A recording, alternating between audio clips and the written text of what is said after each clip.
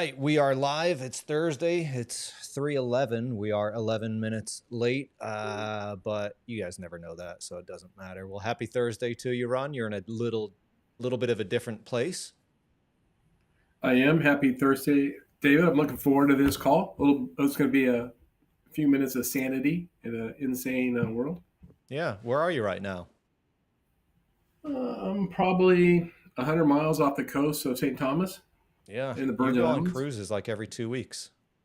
That's not true.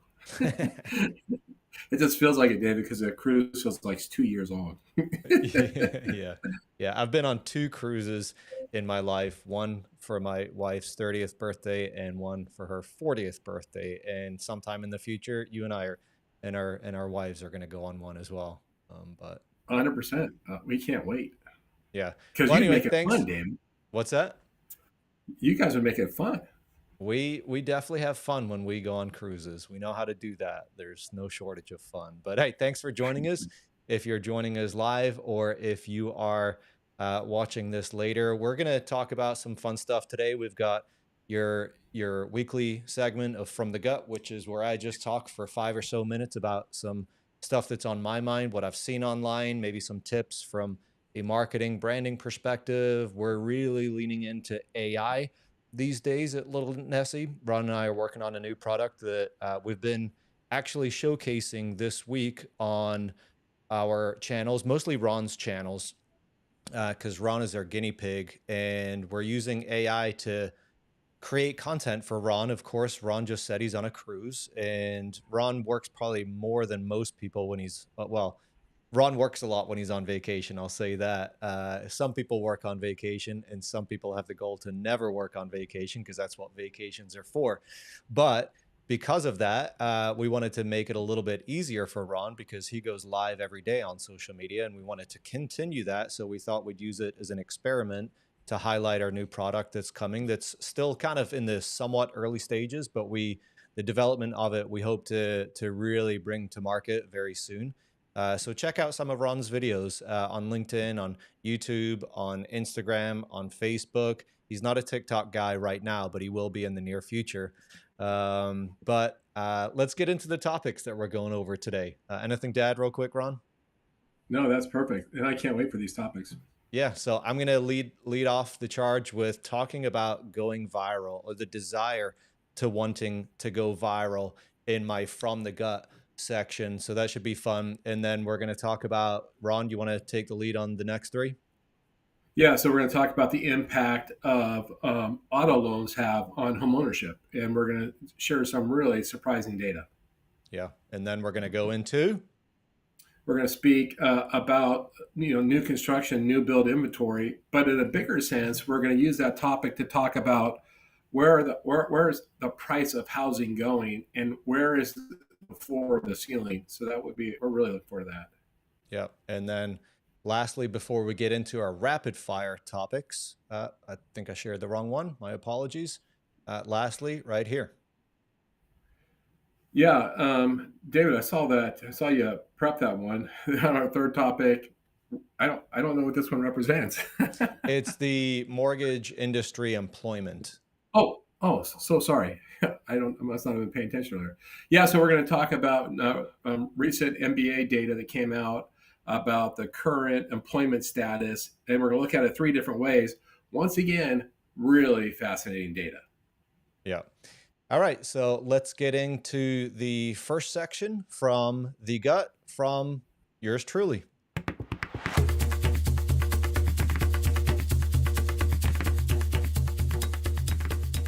Alrighty. So this week, I want to talk about a common topic that gets asked all the time. Someone asked me just last week what trends they should be paying attention to on social media. And while he didn't say the word viral, I could feel it just kind of hanging in the air. His real question was, what can I do to blow up online? And I get it. I've been in marketing for years and visibility absolutely matters. But here's more of the truth. If your main goal is to go viral, you'll probably end up chasing trends that don't necessarily fit you, your personality. You'll end up doing stuff that feels forced. And honestly, the result could be you just blending in even more because you never know what's going to go viral, what really is going to work.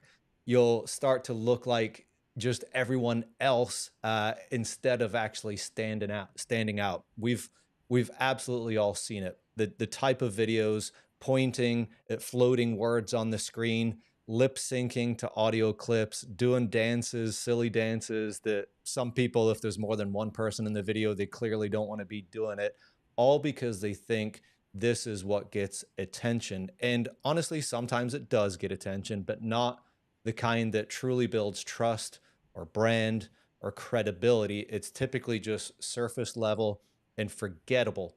And that's the trap of the desire to want to go viral. It's kind of like playing the lottery with your reputation, because most viral videos, they don't go viral on purpose. Some do, of course, but most don't. They go viral because you've typically shared something real, something meaningful, or honestly, in some cases, because you messed up. So if you're spending your time trying to chase virality, you're probably running right past the stuff that actually matters. Being visible online is powerful, but it cuts both ways. Take what happened last week at the US Open. I seem to be on this trend of just sharing uh, viral clips online, typically for the polarizing stuff. But last week at the US Open tennis, a well-known CEO who already had a sizable online presence, he got caught on camera snatching a tennis pro's hat out of a kid's hands. The player, clearly, it was so clear he intended to give it to the boy. And this grown man, he just lunged for it. I'm going to play it for you in case you haven't seen it. It's a short clip, but check this out real quick. It's only 20 seconds long.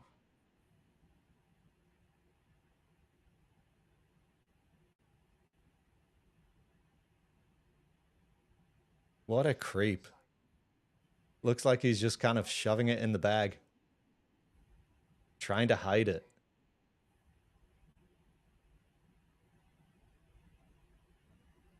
Ron, can you still hear me? We had a technical glitch earlier when I went to the video and then you couldn't hear me. You can still hear me? No, I can hear you.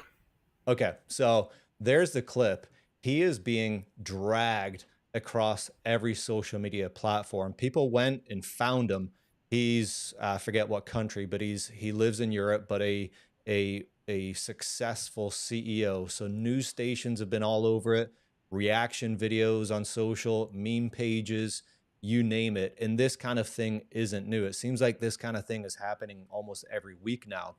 In a similar video, there was a woman, this is a little while ago, I don't know exactly when this was, but there was a woman who kind of caught a home run at a baseball game, but it slipped out of her hands and into a little girl's hands. And I'm going to share that clip as well. It's only 15, 20 seconds long, but check this out.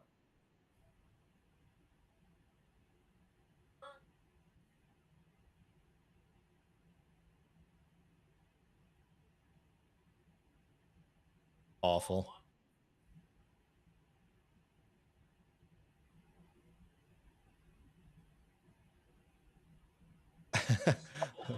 Bless her heart. Um, and she even had the nerve to high five the crowd, just like she had won the game herself. And she also got you can hear me, Ron? Yeah, I sure can. Okay, she got obliterated as well. So these aren't the kind of these are a different kind of video, different scenarios of you maybe trying to go viral with your own content, but they were seen. And when you're visible, whether you're trying to be or not, your actions live forever online. So, a couple more examples of influencers. We've got Meghan Markle. Her Netflix promo. It was supposed to be a moment of empowerment, and it just got ripped to shreds, ripped apart for being tone deaf and poorly educated. There's another example where a girl in her late teens, she was born in China, but adopted at a very young age. She posted a video telling her story, her heartfelt story, felt vulnerable, and she the other girl on the right Another girl also adopted from China.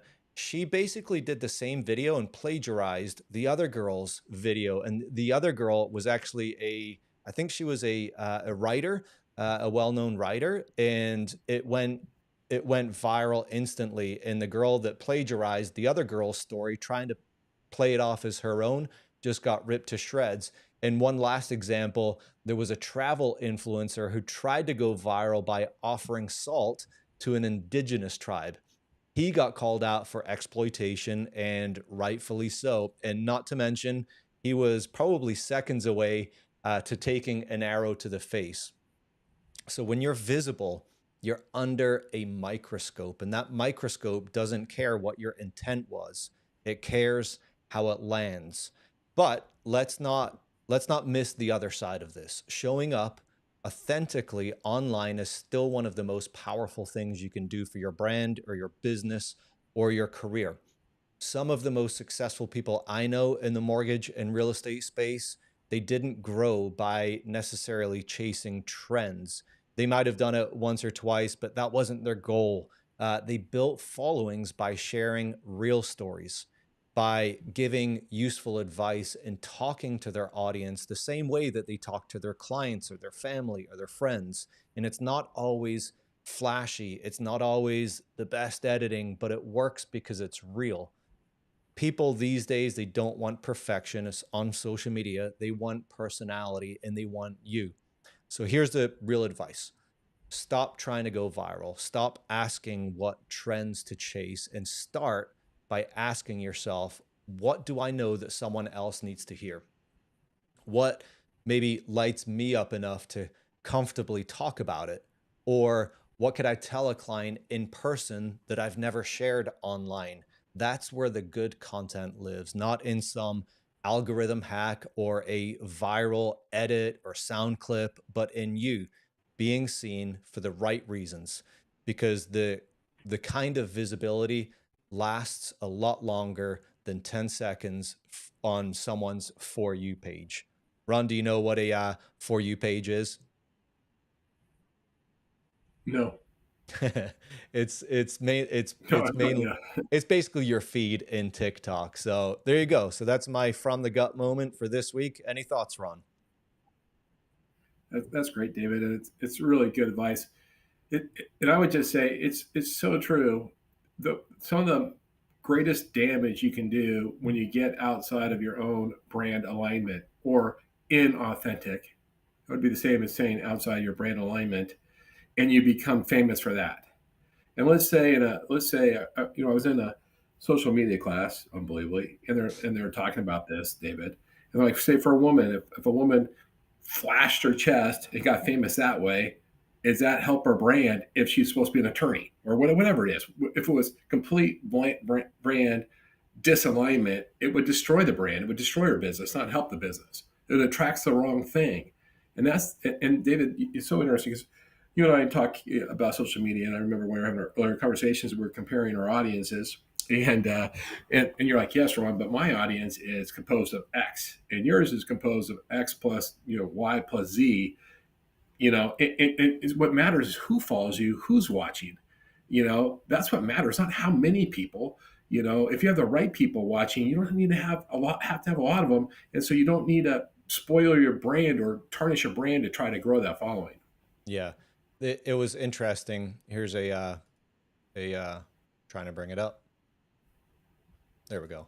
Uh, Belinda, that is awful. Who steals who steals from kids? Both of them are awful. But Ron, it's interesting you bring that up, because I think it was at the beginning of this year, I think, where Instagram's CEO acknowledged the fact that hashtags aren't really, they're not what they used to be. And hashtags, forever, that's how you categorize your content, how you made your content visible. And they made a change to their algorithm where it was less about hashtags and almost none about hashtags, but more about the words, the keywords used in your caption. Well, they've now uh, I think this is true. I don't think it was fake news. But I just recently, just this week, saw that their algorithm for a while has been to expose you to new audiences, right? To grow your audience as much as possible, but it was at the detriment of your actual followers seeing your content. So they were showing your content to new people, but your existing people weren't seeing your content, right? And they're changing. I think this is true. I didn't research it too much, a little bit. Um, but I think they're actually switching it up again to where your actual audience is going to start seeing your content more and more, which makes it even more important that you're showing up properly online and being authentic to yourself and so on. Yeah, yeah, really interesting. Yeah. So anyway, we want to move on to our first topic. Let's do it. Let's do it. All right. Topic one, lead the way, Ron. Yeah, I'll set this up, David. Then I'm really curious to get your feedback. And so I did a post earlier this week called "The First Time Homebuyer Dream Killer," and it was reacting to a Bloomberg article that was speaking to new cars. And so the average price of a new car, the average price of a sold new car, has now broached $50,000, and that's an increase of 28% in the last few years. So that's significant. But what's really interesting, in order to afford the average car, and by the way, there's something I can't remember. Someone told me a statistic, something like over 20% of all cars sold are over $100,000. But so now to be able to afford these cars, consumers are using loans like these terms we've never used before. They're using 6, 7 year car loan terms, and they're committing it. And here's the interesting thing, Dave. The average payment on a 5 year car loan right now is $1,000, and you can lower that to 780 if you do a 7 year loan. But that is crazy. 7 years on a car loan, that's the only way people can afford it. And when you do the 7 year loan, adds an additional $5,000 in expense to the repayment of your loan. And you'll actually pay nearly $16,000 in total interest on that car. Now, and the thing that caught my attention, as loan officers, Dave, we qualify people, especially first time home buyers. We're always paying attention to what's your other debt, because it's going to impact your ability to qualify. And if your car loan's $1,000, David, let me ask you, and I'm not putting you on the spot. Let me ask you, how much do you think? How much buying power does $1,000 erode in a home purchase? There's $1,000. I think you A told me that thousand this $1,000 payment. So I have $1,000 car loan. What does that equate now? Do I have to reduce my purchase price to still qualify? is it 100,000? It's 150,000. 150,000. So think about it. You're a first-time home buyer. You can afford, without a car loan, you can afford a $420,000 house. But now you got $1,000 car loan. You can afford a $273,000 house. Which is 30 roughly, which is roughly 30% of the average sales price of a home these days, right? Roughly. The average sales price in America is getting close to 400,000 in America, across Right. America. Right. And so you're taking yourself out of that ability. Like you bought a car loan, like you bought a car, right? And this is where, and Dave, you can really lean into this. This is where financial literacy is so critical, that we need to get to the potential home buyer way before they're making these decisions, like way before they are, and see if we can't solve maybe another option for a car other than $1,000 a month payment, right? And financial literacy, and Dave, I know you know, I know you participate with First Home IQ. It's a total about financial literacy, getting out to kids. And, as that organization says, look, the whole race starts as soon as they turn 18. As soon as they can start getting credit cards, car loans, as soon as they can, we need to get in front of them and teach them financial literacy and good habits. Because without them, you don't know what damage you're doing. Like you go, I have to have a car, and they're going to give me the loan. It's $1,000, and then you have car insurance and all this stuff. But isn't that startling? It's amazing. I'm glad you brought up First Home IQ. If anyone doesn't know it, it's a nonprofit all about trying to educate consumers around financial literacy. I would love for you to go to their website, check them out. They have some amazing resources. They're redoing their website, and it'll launch soon. But even currently, they have some amazing resources around financial literacy. If you're teaching, if you're on stage, whatever, they've got some great resources. But $1,000. What's the $1,000 car loan? That's the price. The cost of a car for $1,000 payment would be. You said that's not 50,000, is it? I think it's I think it depends on the term, Dave. I think a $50,000 car at a 5 year term is $1,000. Okay. But what's the average term that people are taking out now? Is it 6? I know Number that I one know is seven is the number one. 26% of people are taking a 7 year term. that's insane. I remember when we bought a minivan back in 2008, I think. I don't think 7 years maybe existed back then, but I wanted to do the 6 year, and Kelly just bashed me over the head. What are you doing? Why are we taking a 6 year note, 5 year note? I just, it blows my mind that people are taking out that much money for cars these days. Dave Ramsey, if he was dead, he'd be turning over in his grave, but he's not. So, You know what? Auto dealers hate this too because what happens is all these, a lot of times these cars, they don't have a functional lifespan of 7 years, depending on what right. they are. And Yeah. so people want to turn them in sooner than they're upside down on them. And then they're making it worse. They're rolling over a negative balance into the new loan, Right. you know, And I and wonder it what can, the percentage of is that strictly loans to own, or is leasing wrapped up in that as well? no, it's interesting. They didn't. The article didn't mention leasing, this specifically purchasing, but they did mention about how people are now starting to opt towards leasing because it's the only way they can afford the car. Right. I thought Yeah, leasing was typically the pay. Oh yeah, yeah. No, I got it backwards. I was in my head for a second. I was thinking the leasing monthly payment was higher, but it is lower. But yeah, last car I bought, I leased it. We'll never do it again. yeah. You leased a car, you didn't like it. From a financial perspective, it just didn't really make sense. I guess it just depends on your your plans for how often you buy, how often you plan to replace your cars. Maybe if you plan to replace it every 2 years, it makes Yeah, sense, but it just depends on your scenario. yeah. I agree. But anyway, startling. So Yeah. just an encouragement for someone like you, financial education, get to these consumers soon, faster, earlier, help them make better decisions.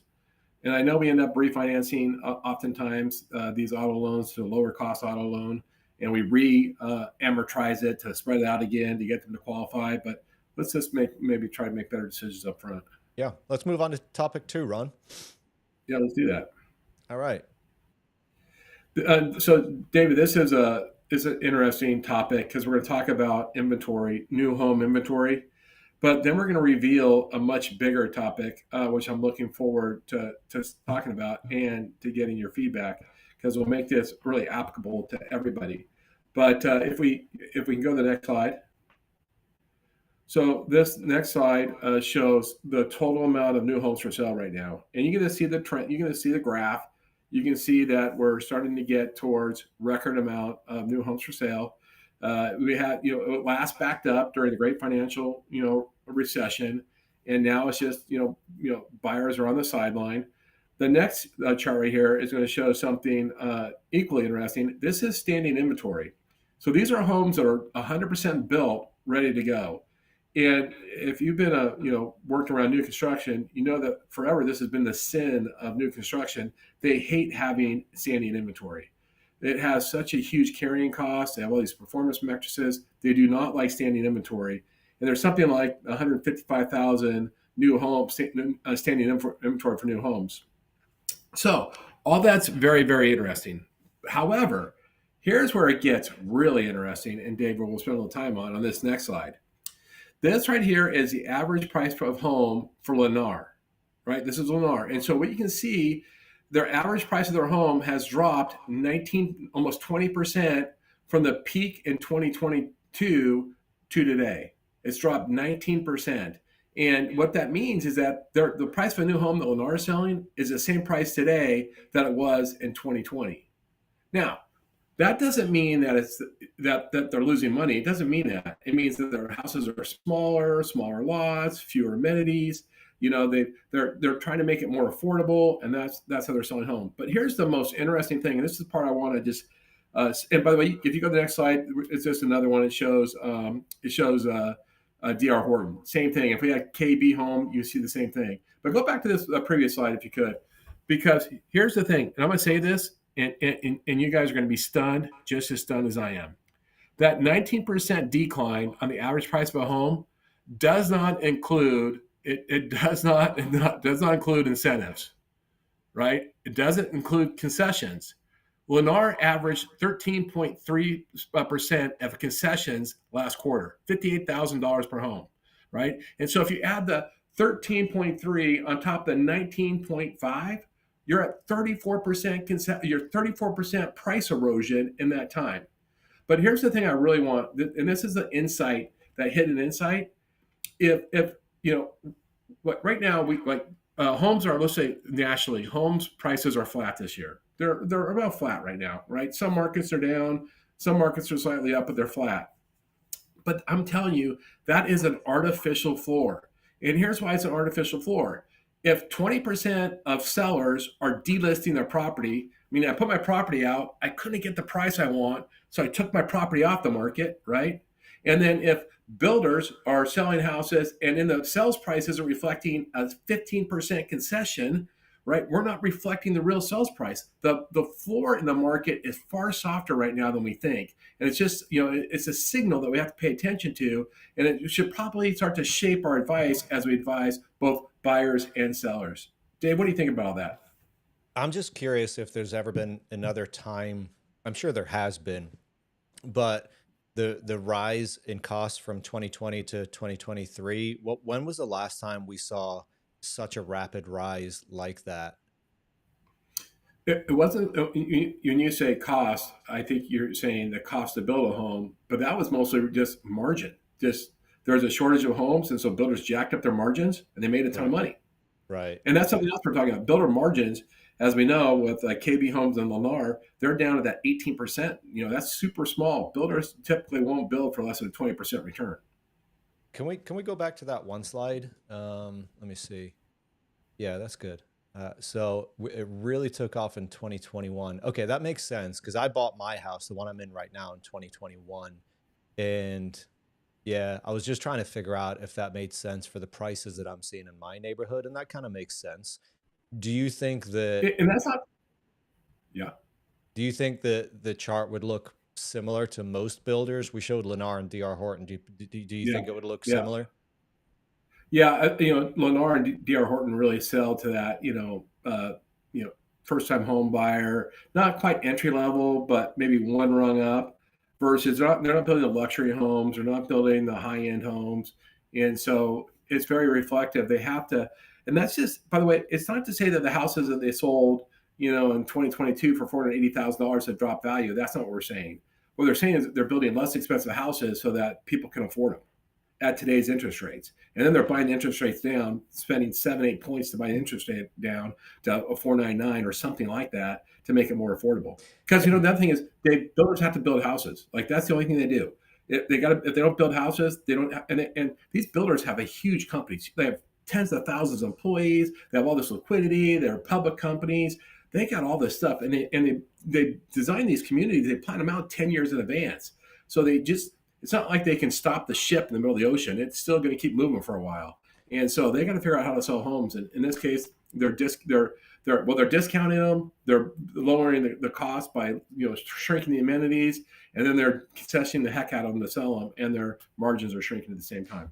Yeah, I had a question in my mind, but what you just said kind of hit on it. They plan these communities 10 years in advance, and that's what I was going to ask you about. So how quickly can builders change their strategy? 10 years in advance, they were planning on building this community where the starting price was going to be 450, 550 or whatever. But then the environment changes, the industry changes, and rates go up or whatever. How quickly can they adjust that to where they were planning on the average cost of this neighborhood was going to be 550, but oh crap, rates are higher, so we need to change it and build a $390,000 average square. Yeah, Right. let's say you have a plot of land, and let's say it's a 1 mile by 1 mile, right? So you have to do land acquisition. You have to get the financing. You have to go get your permitting. Then you have to do land development. all that stuff happens way in advance. So you're already into it. Now let's say there's a giant recession by the time you go to build, or houses aren't selling. You can adjust then, especially if you're a public company. What you can make adjustments on changing the footprint of the house. You can make a lot of adjustments to cut the cost. But you also got to remember you have investors that have to buy off. Like, hey, people invest in this, and we said we're going to do X, and now we're doing Y. So Yeah. you got to get through that. But you haven't gone through that final permitting stage, so you can shrink it down. But you know what's interesting, David? Let's say that you want to go from Wolf appliances to Maytag. You also have to make sure Maytag's available. All right, Mm. I'm building 10,000 houses. Can I go buy 10,000 washers? Because I had put an order on 10,000 Wolf appliances. So there's so many things you have to do, and that's what makes it really tricky, really, really tricky. And one thing I'll tell you too, David, if you ever want to really know what's going on in the market, follow builders. Builders, they pay so much attention to the future. Like, you want to see what's going to happen next, watch what builders are doing because they are very in tune with what's going to happen tomorrow. Yeah. Do they outsource their forecasting, or do they usually have a team of people that are on staff and forecasting and that kind of thing? Yeah, they have both. They have total PhD economists on staff, but Dave, they also spend the most on consultants. So Yes. they are, they are hooked up. They're John Burns. I mean, there's so many companies they use, both micro and macro, to help lead them where they need to go. They do not waste any money on that. They spend a ton trying to figure out what's going to happen in the future. How much margin is there in construction, building houses to accommodate for all of that? Like how much, what's the average price of a home if you use Lennar because they have all that overhead versus just finding your own GC? Yeah, well, so yeah, I think so. Let's say with a KB or a Lennar, they have both internal and external contractors because that's how they flex, right? And so they have a bunch of subcontractors. You have to have contractors on, in house. They use both. It's amazing what they do. Yeah, gotcha. All right. Well, I think we've reached the limit on that one. Topic three, and then we're Yeah. gonna And by get the to. way, Yep, go ahead. yeah. No, go ahead, please. And then we're gonna get to the rapid fire topics. But if you've got a lasting thought before we move on to the third topic. I know. Let's go through one. We got that. All right. So this one, I kind of surprised you with this graphic, but all about the mortgage employment, right? Mortgage industry employment. Yeah. I might have been having a pina colada when you were showing me that graphic earlier. uh, yeah. So let's just go ahead and get to the bottom line here. Let's. So this chart right here, and by the way, this came from the MBA, and they published it in a few places. We picked it up from the chart of the week. This chart of the week, which Mike Frantoni publishes, he's great, and he's one of the economists, one of the rare industry economists I trust and I totally believe in. And so he says his most relevant chart of the day every week. I think it comes out on Thursday. It's free. You can sign up for it. It's free. It's great every week. This is last week's. So this is mortgage industry employment, and this chart and the related article that came with the chart, it's tracking employment but three different sources, three different ways. And it's really interesting what the data shows. And you probably can't get it from the chart because it's not big enough. But first, it just tracks BLS employment numbers, so Bureau of Labor Statistics, or employment numbers, and they have a category called real estate credit, and then also a category called mortgage and non-mortgage brokers. So you can track that. You can go online and look at that yourself. The BLS numbers are public, but what the BLS numbers show that using those two categories, industry headcount peaked at 418,200 in 2021. So let's call it 418,000, and it's now down 36% from that peak today. So by BLS numbers, overall employment in the industry has shrunk 36% in the past 4 years, which is what we expect.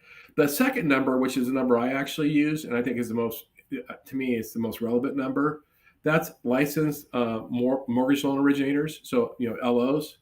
And whenever we track LOs, it's super confusing because who counts, right? Because if you just use licensed and registered, the number's like a million. and that can't count because that includes bank tellers. It can include, sometimes processors, loan officer assistants. Are those really loan officers? Not really. And so there's different metrics that you can use. One is at least they had to do at least one loan a year, or they had to do at least one loan a quarter, like something that said they actually did a loan. And so in this NLS report, the benchmark is a loan officer has to do one loan a quarter in order to be counted as an active LO. So you got to do 4 loans a year. And if you use that data, what it shows is that we hit a peak of active loan officers in 2021. The peak was 125,000 of active loan officers, and that now has fallen 34% to 82,000.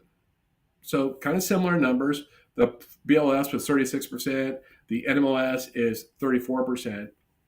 And then the MBA has its own tracking tool. It's called the QPR. And using that tool, and that includes all employees, everybody, anybody that's in working for, I think it's anybody that's working for an independent mortgage bank is what it is, I think. And that number tracking says that employment in the last 4 years has dropped 43%. 43%. And the reason why that number has probably dropped faster is because IMBs, they're the most sensitive to losing money, and so they got to cut. If you're a bank or you have all sorts of other lines of income and you can move people around, you can kind of hide those bodies, but not an IMB. So employment for IMBs have dropped 43%. Dave, does that feel like right to you? It does. Would the numbers, excuse me, would the numbers be similar if they tracked all numbers, all people in the mortgage industry, not just MLOs? Yeah, the last number, the MBA number, is all people. Oh, okay. Sorry. I think the BLS number is all people too, and I think the MBA number is all people. It was only the NMLS, active loan officers that was specific to loan officers. Yeah. I mean, I don't have too many thoughts on it other than just there were there were probably a lot of people that shouldn't have been in the industry. I've seen companies that are loan officers that get paid a decent salary with 150 bips, and they weren't even doing a loan per quarter. Yeah, People like that just shouldn't be in the industry, or at least shouldn't be a loan officer. Maybe they'd make a great process or underwriter, but yeah, I specifically know of a company that they're paying about a $60,000 salary, and I think 200 bips per loan, and they weren't doing any loans. So I, wow. it, I want it, that it was, job. what's that, right? I Right. want that job. Yeah, right. They've course corrected, but yeah, it was staggering to me. But I think it's just indicative of what's been around for a while, and I'm sure that there are plenty of. I'd be curious to compare that to licensed real estate agents, and see what I'm sure the numbers are probably even more dramatic in how many people have exited this Yeah, space. there's really good data on that, Dave. So I'll get that data for us. Really good data on that. Yeah, yeah. Let me wrap up. Let me wrap this topic up with a quick thought, because there's a positive in here. Like in all these topics we bring up, we're trying to give you insights to the signal that matters, not just the noise. And so let's say our industry has shrunk by 36%, whatever. Let's just blend the numbers. 36% in the last 3 years. Well, you know what that means? We call that survivor's benefits. There's a third fewer people chasing the same amount of loans. Now we're having probably going to be a slight increase in units. We continue to see increases in volume because loan amounts are increasing slightly, right? But now we have a third less people chasing that volume, and that's what the survivors benefit. When we're encouraging everybody to get through the grind. Look, you got to grind, right? You got to just get through it, get through it, right? Because if you get through it, not only are you going to be much better at your craft, but there's going to be fewer participants, and so you're going to have a bigger, cut of the pie, and that's what's really happening, and that's what you have to be, encouraged by, and really help propel you now as we go forward. You're going to have a wonderful time of harvest coming up, and Yeah. that's what you can look forward to.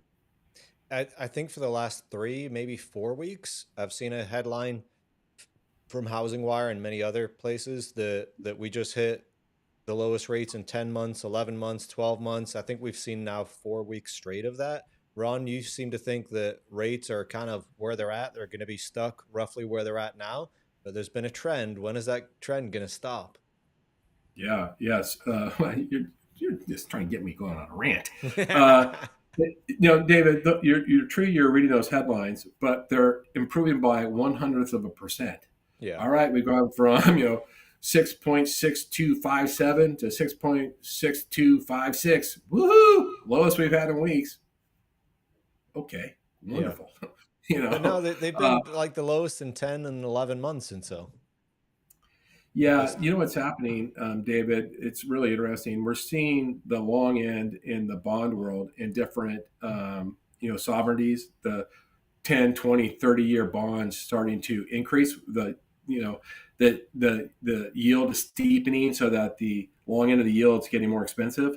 We're not feeling that so much in mortgages for a couple of reasons. One, you're seeing the actual 10-year to 30-year mortgage start to shrink, that the premium between the two. And you're also seeing mortgage companies that are trying to generate volume discount a little bit more. And so we're not seeing that increase that you're seeing in the government bond market, but there's still plenty of pressure. Now, tomorrow, David, is going to be a fascinating day because we're going to get the jobs number out tomorrow. And it's just really impossible. If it's a bad job number, what everybody thinks is going to be, they think that's going to really open up to allow the Fed to start cutting interest rates. But more importantly, if it's a really bad job number, then the Fed can legitimately cut interest rates. If it's okay number, then the Fed is going to irresponsibly cut interest rates, and you're going to see the bond vigilantes react, and it's going to hurt mortgage securities. It's going to hurt the long bond. And so it really depends on see tomorrow. oh, Ron, we're losing you. Yeah. Me, I'm here. No, Hello. I know, but Hello. you're on a boat in the middle of nowhere. I don't know. I forget where you said you were, but we're kind of losing your connection. But let's hope it doesn't Well, go let's go to anywhere. the next one. Yeah, because I was gonna say let's hope it doesn't go anywhere because we have a few random fire topics, and I think we should change the name. I think we should have this section called Random Ass Topics. So I'm gonna have a little video bumper for random ass topics. So let's move on to those. We should go like with our happy hour theme, David. We should go last call. Last call. I like it. I forget what this one was about. I don't remember. I love this. I love this one, David. This one is about the wealth.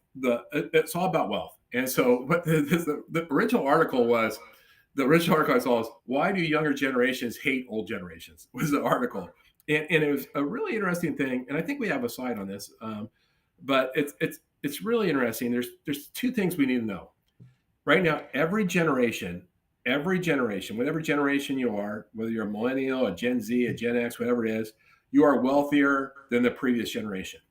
So every generation is better off right now, wealth wise, than the previous generation. But if you're under 35, the actual wealth gap between you and people over 75 has never been higher. So even though your circumstances are better than your parents at that age and your grandparents at that age and their great grandparents at that age, you're pissed off because your grandparents are richer than you. And that's what this is really about. And so it's funny. And in this article, the article brings up a few reasons why the boomers were the first generation that really had 401ks, and that has really helped driven wealth. And they were really the first ones because of 401ks to get involved in the stock market. We're less than like 20% people were involved in the stock market before then. And the boomers generation is almost 50%. And then they were also the first generation to have mass ownership of homes at the right time, while homes were appreciating radically, right? And so we saw the stock market go up 20,000%. We've seen homes, go up 20x, right? And so it created a whole bunch of wealth.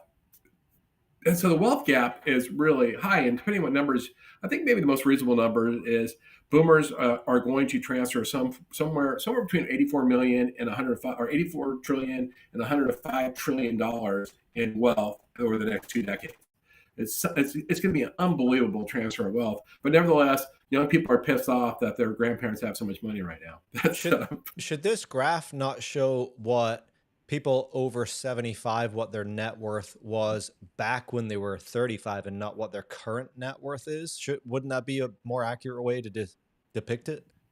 Yeah, so they're showing the gap right now, but if Right. they could, if you overlap them over the same timeline, the newest generation has more wealth, and we actually have talked about that. I think on one of our first podcasts. Yeah. Um, but yeah, it's just an interesting thing. But now the other thing is also people under 35 are a little pissed off. They think they might have missed out, on some of the riches. They can't get a 3% mortgage. Houses have doubled in price in the last 5 years, and they feel like they're missed out. But they're also about to inherit a crap load of money. So Yeah. good for them. I don't think my kids are pissed off at me for my wealth. So there's that. my kid is pissed off I'm spending it. No I'm kidding. Yeah, taking cruises every 2 weeks, I would be too. Not joking. Yeah. I'm totally joking. All right. Well, let's move on to the next rapid fire. Biggest regrets. This is one of your favorites, Ron. Yeah, we'll just touch on this quickly. This is another interesting newsletter called The Age of Disruption by Bruce Mehlman. He's a fantastic commentator, analyst, and he has a free newsletter. It comes out every Sunday. This last newsletter was what are our biggest regrets over time. And if you follow him, in his newsletter, he tells his story using 6 different charts or graphs. So this first one just tells you, hey, what are my regrets in my 30s and 40s? What are my regrets in my 50s and my 40s and 50s? And what are my regrets in 50s and 60s? It just tells you over time how it changes. And so then he provided some of these, different regrets. And the first one right here is seniors really regret. Next one, they don't have any friends. They don't have social connections. And so that's what you see here. And it says the lack of social connections is as dangerous as smoking 15 cigarettes a day. Interesting, huh? Yeah. I actually gave a monologue, probably 8 years ago on stage, and it was all about community. And this was about 2018, 2017. And it was about a 5-minute monologue on stage in front of 2,500 people. But it was all kind of making the point of how important community is, how important your not social life, but I made the point in that if you were secluded for a day, you'd go crazy. If you were secluded for a week, you'd actually start to, or you'd get bored. If you were secluded for a week, you'd start to go crazy. If you were secluded for a month or more, you'd actually start to you'd actually do some physical or mental harm to yourself. And this was 2017 or so, and that video on my Facebook memories came out again, and I reposted it a couple years ago, and I got comment after comment of how how just 2 or 3 years after that COVID came along, and people of course went kind of crazy in a bad way, in a psychological way. And yeah, it's a very powerful thing. Yeah. Okay. What's next? The next slide. Yeah, this is talking about regrets, and this is sad, and we all have regrets. This is time spent with kids, and as parents, we by the time our kids turn 18, we will have spent 95% of the time that we're going to spend with them during our lifetime. And so when you get older, you just have regret that you didn't spend more time with your family because you think that when you slow down, they'll be available, and it's not true. Yeah. I saw a podcast one time. It was recently, and there were 3 guys on the podcast, and one of the guys was Australian, and the non-Australian asked him, what is one of the biggest regrets most people have, or what is one of the biggest regrets that you've ever had? And he's Australian, but he answered it this way. He said, not spending more time with the kids, but with his Australian accent, he said, not spending time with dickheads.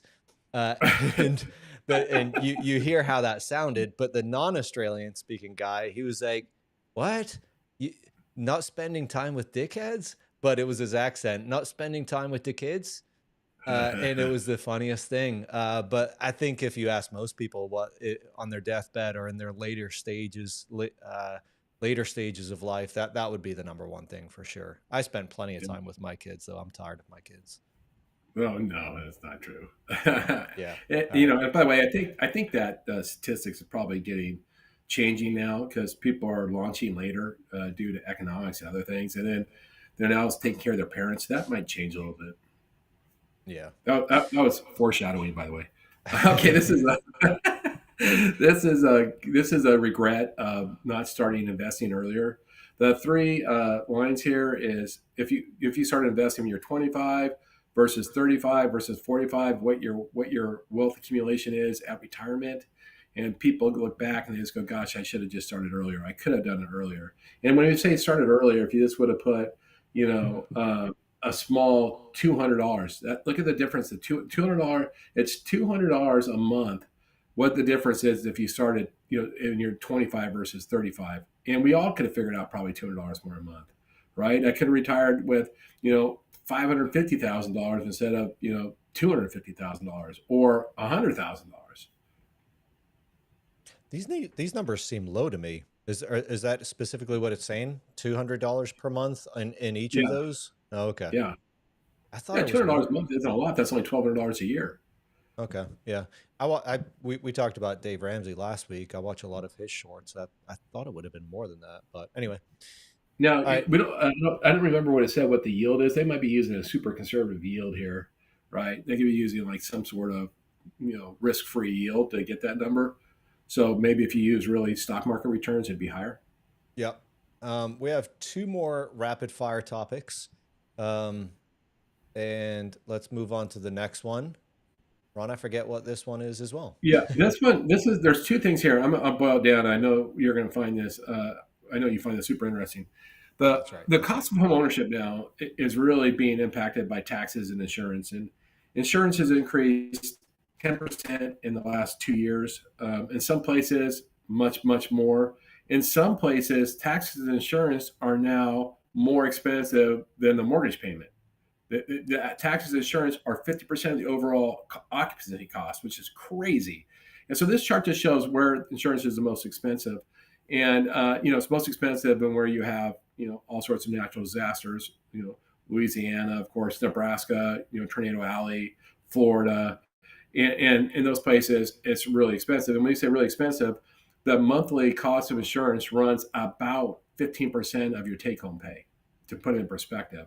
David, we always calculated it as 0.2% or 0.3%, not 15%. I mean, that's just how crazy it is.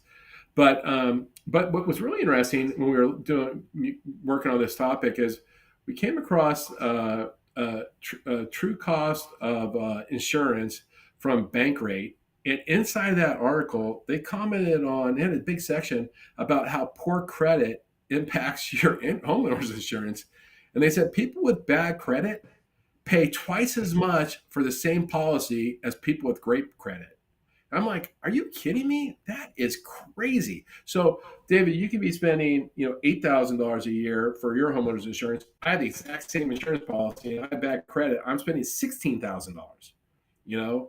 Which is just insane. Which, and the big thing here too, it speaks to, we can't just say enough how critical being on this front line of financial literacy is.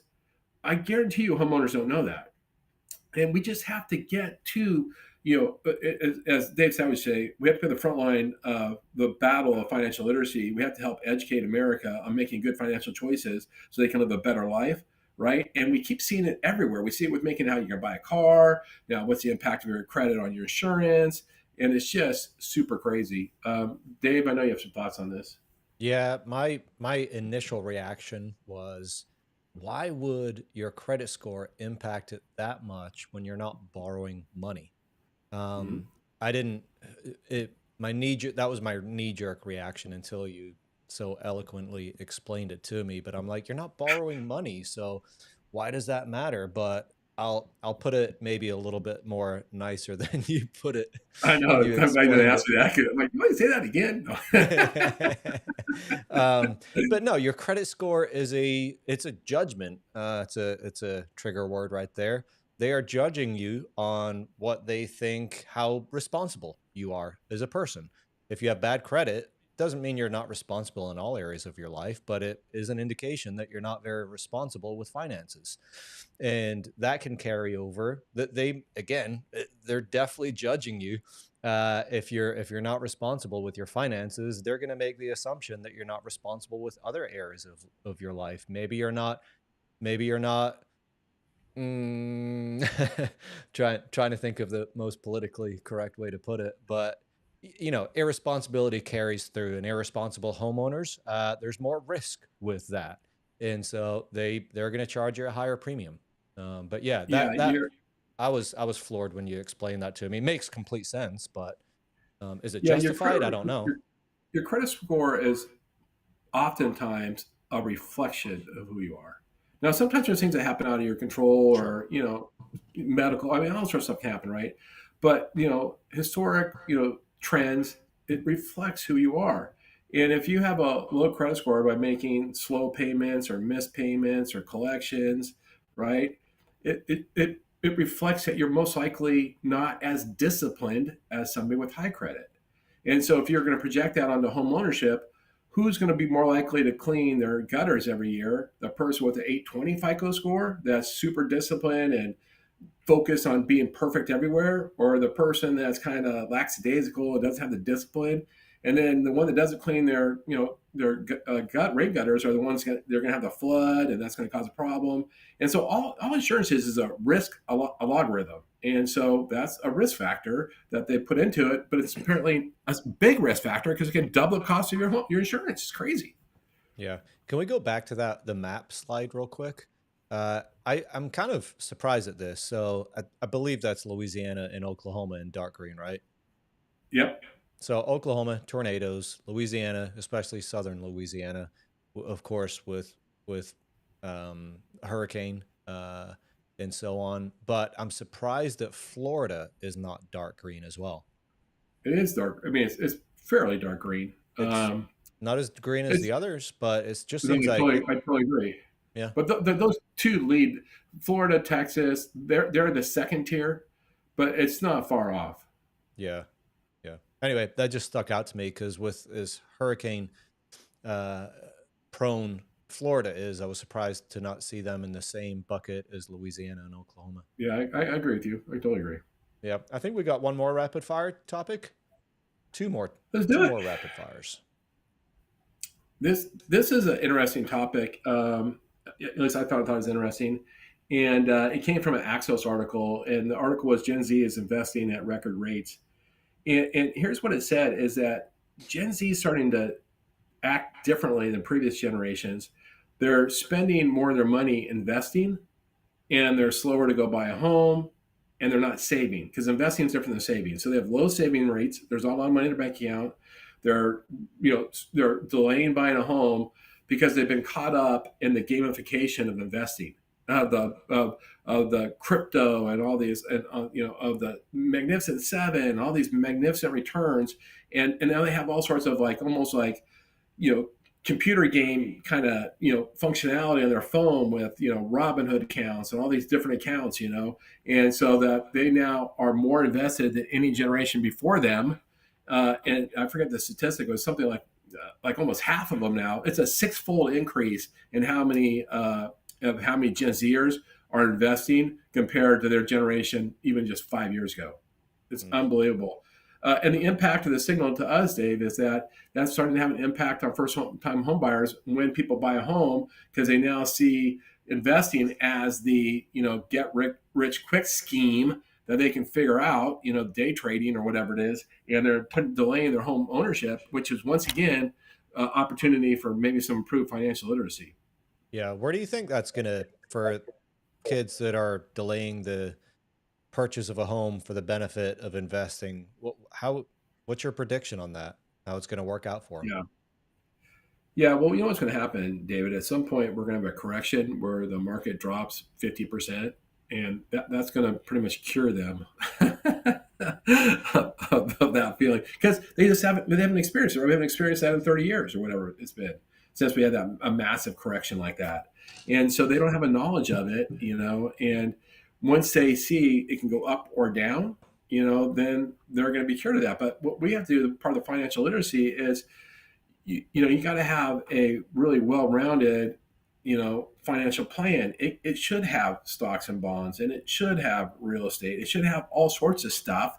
And then you should have a strategy, hopefully managed by a professional, or professional, advice from somewhere, and then hold to it. That's what we should be doing. That's what would be the right choice.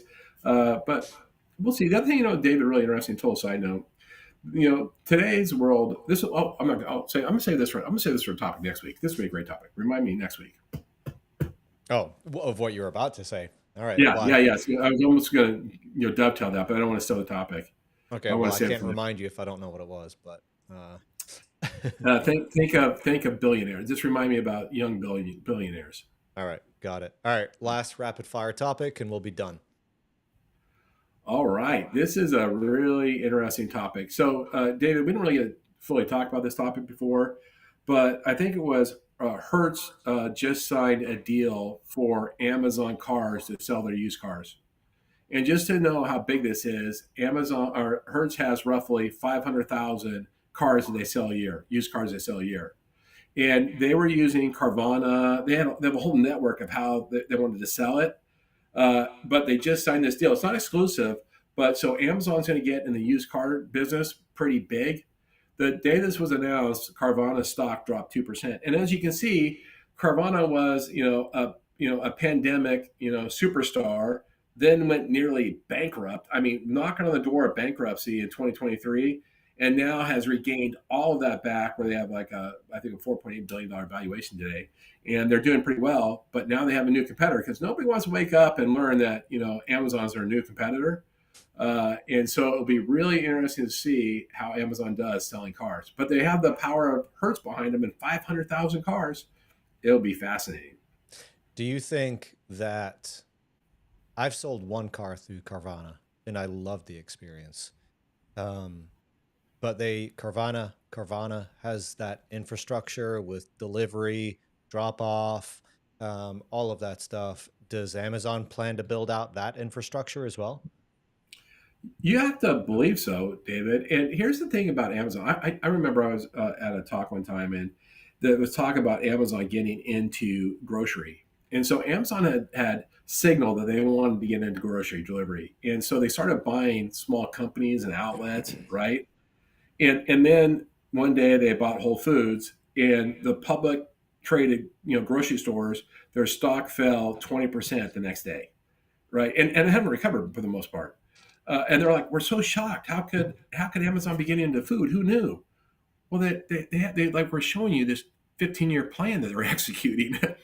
So my point is, David, this is just one move for them to get into cars.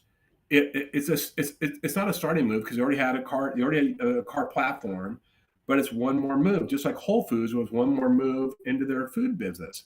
You're going to see them make more and more moves, and they'll build the infrastructure to be able to do it the way Amazon does it. Meaning they'll be able to give the customer a delightful experience in a used car. They'll create the network, the delivery, they'll do all that stuff. This is just one more move. Yeah, I don't doubt it. I mean, they've already kind of built out that not an infrastructure for cars, but a similar infrastructure with delivery and all of that stuff. So if there was any company to take over Carvana, Amazon's the one to do it. And what's next? We always hear the threat of Amazon getting into houses and mortgages. Yeah. I mean, they have the money. Now, I'm not saying that's going to happen. I know we tantalize over it, but just you don't know. Well, when these companies with $4 trillion valuations, you don't know what they may have so much money. It's crazy. They can do whatever they want, and at scale, and win. Yep. Alrighty. Well, I think that's it for this week, Ron. You told me you had a hard stop because you really need to get to the Banana Club to get those banana drinks. Banana Club. I need to make sure. I need to make my investment in the well, my drink package pays off today, so I'm behind. Well, hey, if you've joined us today on our chat, I enjoyed some of those, all of those, some of those. I enjoyed that, Ron. Your insights are always eye opening to me. But if you've joined us, we appreciate it. We mentioned First Home IQ earlier in the call. Make sure you check out their resources. Wonderful nonprofit organization ran by Dave Savage and Kristen Messerly. So make sure you check those out. And That's what Todd Bookspan. what's that? We also should mention Todd Bookspan with that. And Todd Bookspan. My apologies, Todd. But also, we mentioned at the beginning of the show the launch of Ron and I's new digital avatar product, which is going to be unlike it. I think Ron just switched over to his avatar, but it's My it's going to banana be back. it's going to be unlike the over the shelf consumer grade avatars that really anyone has access to right now. Anyone can produce those kind of things, but what we're creating is something new, and I think it's going to be a bit of a disruption in to begin with the mortgage industry, but we plan on taking it to many more. So check those out on Ron's social media platforms, on Little Nessie. And thanks for joining us. And Ron, we'll see you next week. Yeah. See you next week. Thank you, everybody.